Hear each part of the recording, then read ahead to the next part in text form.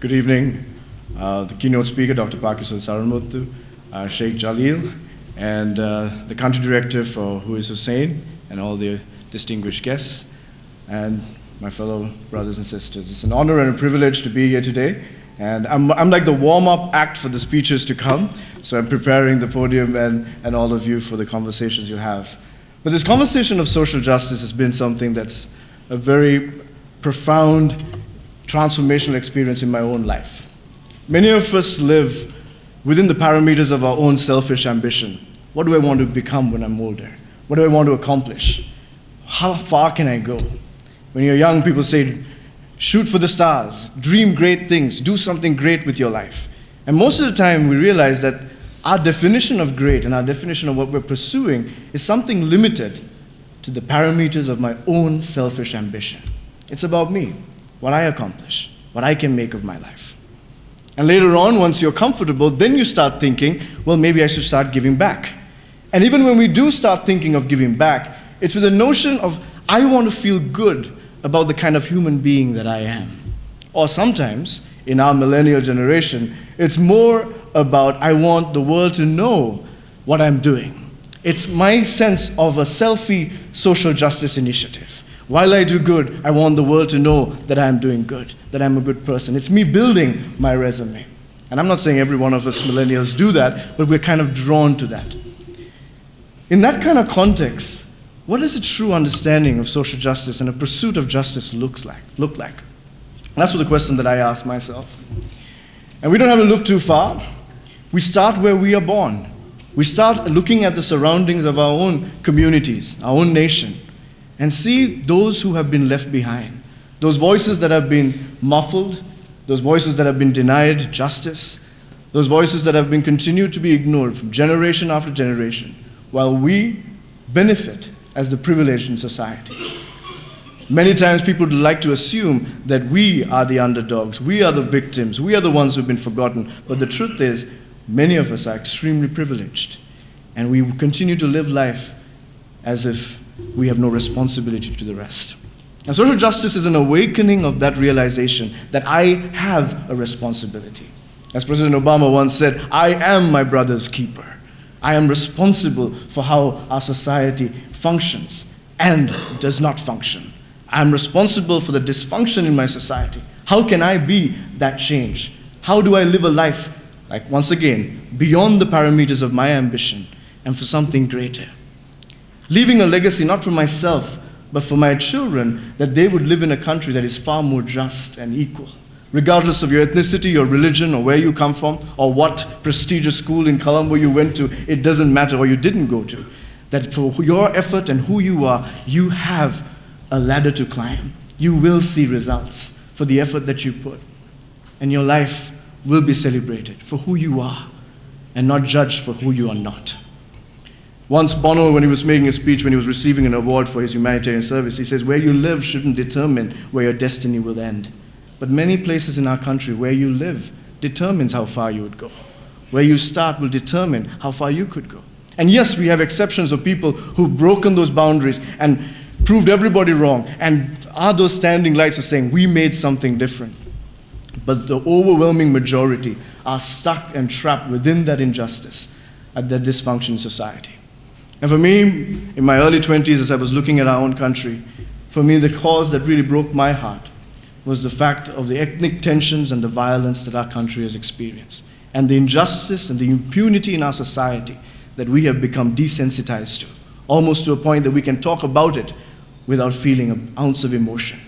We can look at crimes against humanities and just move on as if it was another day in the life of our country. We have to wake up to these realities as a generation, not just be aware of it and cognizant of it and speak about it and tweet about it, but start becoming ambassadors for true change and justice and equality and healing in our country. And as I started pursuing this and I started reading our country's history, as you look since 1948 when we received independence from the British Empire, if you look back, in these 71 years of independence, we have killed 500,000, 500,000 Sri Lankans.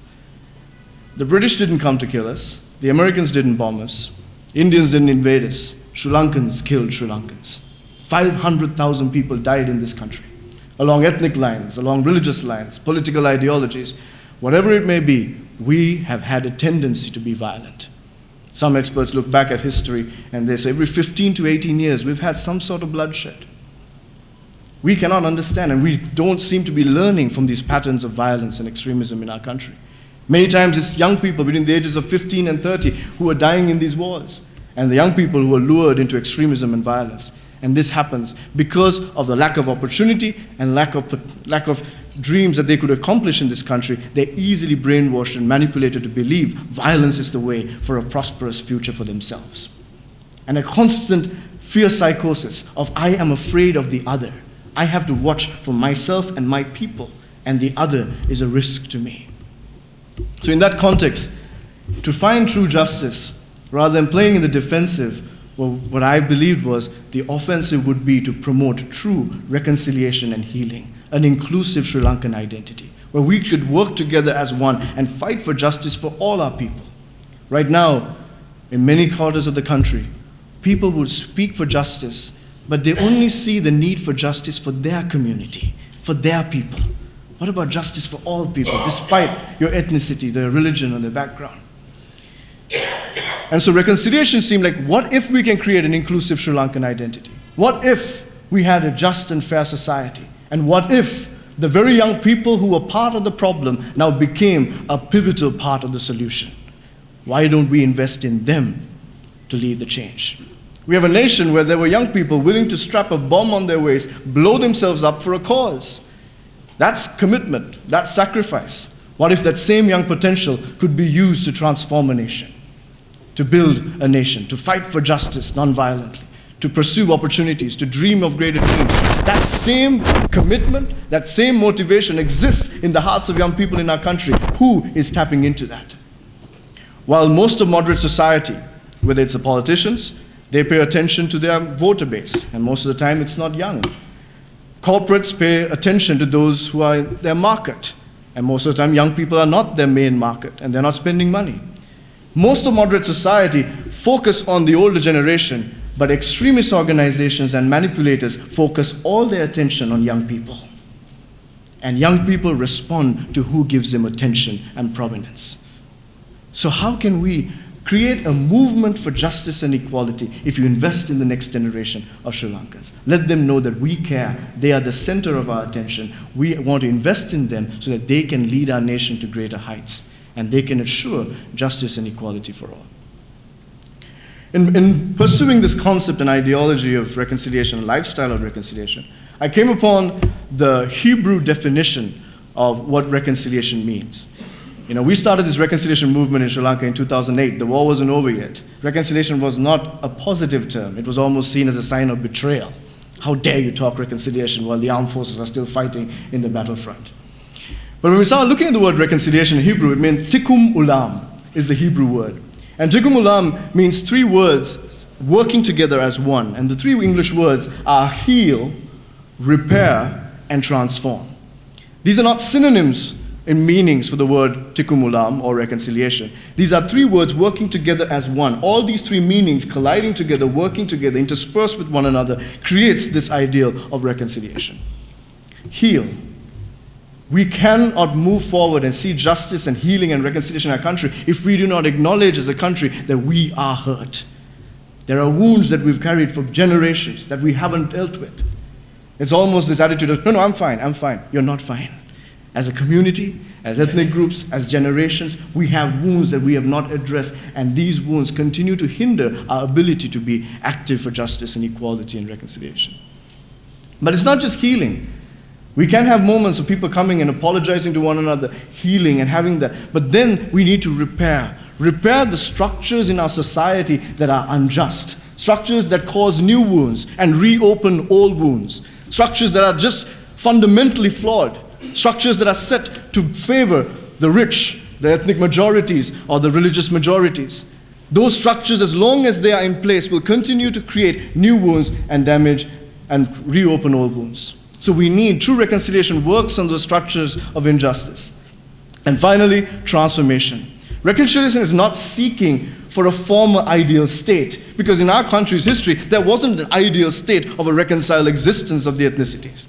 What you're looking is for a right relationship, a relationship that is equal, that is fair, that is complementary. And a restoration of a right relationship means we have to build something greater than what we had. It's almost like if you have a house and you like your house for the most part, but you wish your kitchen was bigger, you wish your room was bigger, you wish the door was placed in a different place. There are certain flaws in the house that you wish were different. And let's say one day there's a fire that burns down the house and you're rebuilding the house. You're not going to build the house with the same flaws that you used to have. You want the bigger room now. You're going to make those changes. And that's a transformed reality. So reconciliation makes sure that you're undoing the things that were flawed before and you're creating something greater, a new idea that may not have existed in the past, but should exist for the future. So these concepts started pursuing us to pursue this ideal of reconciliation. How do we heal? I'd like to just focus on the healing component. We'll leave the repair and the transform for later. But in order to heal, you and I need to acknowledge that we are hurt. We're a country that is in pain. An average country doesn't go around killing 500,000 people in less than a century. We are a nation of people who are wounded and we're in pain. And in the last 11 years, working in all 25 districts, I've traveled the country, the entire 25 districts, at least 7 times in the last 12. I've been to almost every village in this country. We've been interviewing people, trying to learn and understand. And it's amazing to see how much pain that our nation has and how that pain has been manipulated into violence. The singular community. The majority community, you might assume, well, there is no pain there.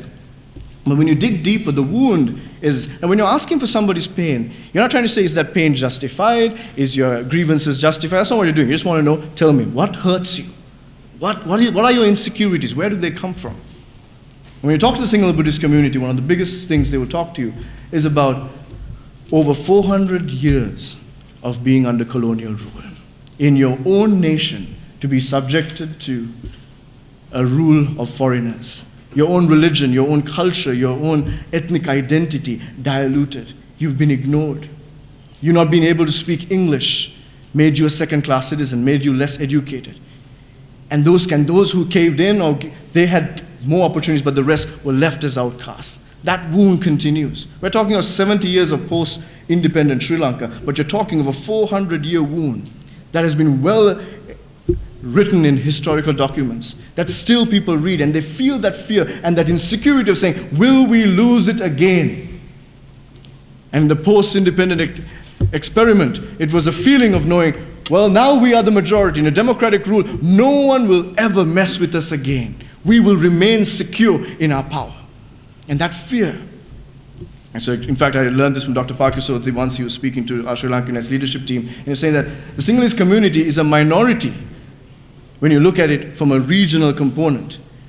It's a majority with a minority mindset of feeling we are the only group here, we don't have anybody. Another grievance the singular community has is that they would say, well, for the Christians, they have the West. For the Muslims, they have the Middle East. For the Tamils, they have Tamil Nadu and all of the Tamil community. Over 62 million Tamils across the world, 3 times the entire population of our country. But for us Sinhalese Buddhists, where do we go? Who speaks for us? That fear, that pain constantly haunts and could be manipulated.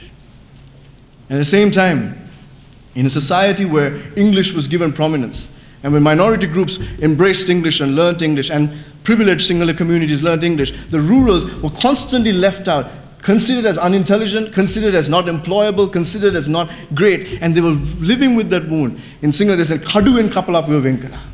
They used the language, Kadu, English, to separate our societies. That fear, that pain still haunts the singular community. That's why policies like the Single Only Act, though not rational, was attractive. It was a payback time. It was, we are getting something back. And in a pursuit of now victims seeing justice, they became people who are now endorsing injustice. And you look at the Tamil community, the wound of in post-independent Sri Lanka, consistently legal policies that were taking our nation backwards, from the Single Only Act, from quota systems, for farming regulations, to all sorts of things, the wounds of the Tamil people who were working hard, taking away education opportunities, the burning of the Jaffna Public Library, key things that the Tamil community considered sacred, their language, their desire for education, their desire to work hard and thrive were being threatened and challenged time and time again, and that wound consistently haunted them. And then the wound was personified in the 1980s as the riots took place. Men and women who'd worked so hard to add so much to this economy, great doctors and engineers and lawyers and farmers and whoever they were, government servants, had to leave in the clothing that they were wearing in their bareback and leave this nation as beggars into Western nations with no credentials, having to start all over again.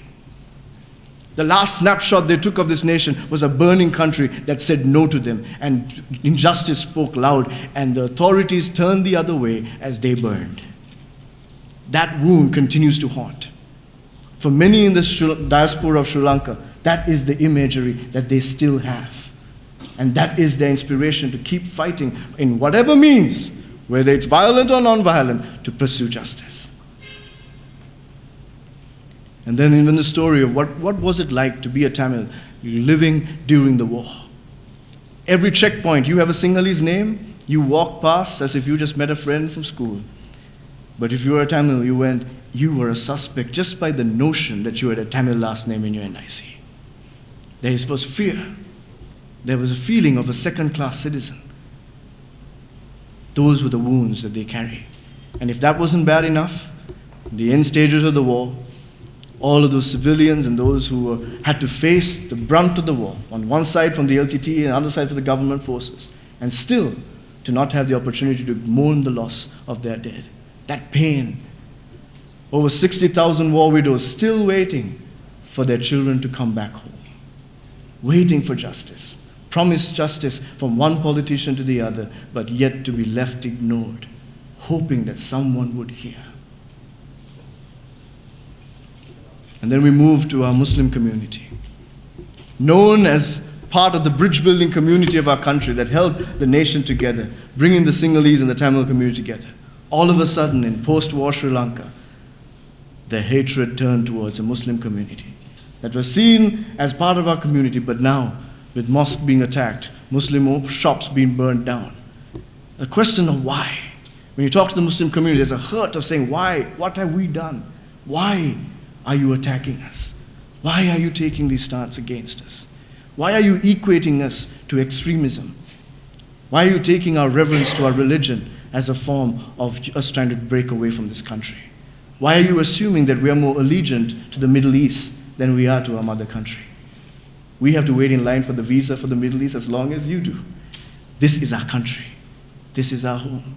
But why do you treat us as sick? These wounds are what we carry, and our ethno-religious identities have now been embedded with these wounds. And we cannot pursue justice if we don't take the first step of we need to heal. So in a society where all of us are hurting to some extent or the other, we can't all be stuck in a mentality of victimhood. How do we then start being agents of healing? And a profound reality is the antidote for our healing comes from our brother and sister across ethno-religious lines. Can you be an agent of change? Can you hear the pain? Can you, as your responsibility as a Sri Lankan, start healing the wounds that have tormented our nation and put us at risk of being violent again and again, and start being the generation that breaks that cycle of violence? How can you understand another's pain? You don't have to agree with the reasons for that person's pain, but you can understand and empathize and speak up. Speak for what is right and true. I was amazed to hear a young Sinhalese Buddhist woman who had just watched the biopic of Rohana Vijayveera, and she put a post up saying, how come it was okay for us to let Rohana Vijayveera's son live? And we all saw that being humane, but we were not okay. We were okay with Prabhakaran's son being killed. How is there double standards there? And this is a young single Buddhist woman from a rural community, and she's after 10 years of the war, she started realizing, wow, our standards are double. How did this work? And when we start to empathize, when we start to listen, we feel, and people start taking comfort in the fact that you feel their pain, and that you are not just an ally, that you are a voice for justice. That you don't see ethnicity, religion as your prominent responsibility. You see the human cause and a just society, your fundamental chorus that cheers you on. Can we create a nation like that? Can the next generation have that capacity to think beyond, not just my selfish ambition, to think beyond the cage of my ethno-religious identity and start looking over and start seeing my common humanity? What if? And the decision is ours. I'll close with a proverb that I heard in Africa, in Kenya. An old man said, Prashan, there was once a young boy who wanted to prove to the world, or at least to his tribe, that he was the wisest among them. And what he thought was, if I want to prove to everyone that I am the wisest, what I need to do is to go to the wisest man, the older man, the elder of our community, and try and prove that I'm smarter than him. If I prove to the rest of my community that I'm smarter than him, then they will respect me as the wisest. So he thought, I have a perfect ploy. This old man is an elder, everybody respects him, he's always right. So what if I prove him wrong? So he caught a butterfly in his hand, and he said, I'm going to go to this old man in front of the entire village, and I'm going to say, sir, life or death? Now, if he says death, I will let the butterfly loose. If he says life, I will crush my hand a little harder and kill the butterfly. So regardless of his answer, I can prove that he was wrong, and I will be seen as the wisest in my community. So he thought this was perfect.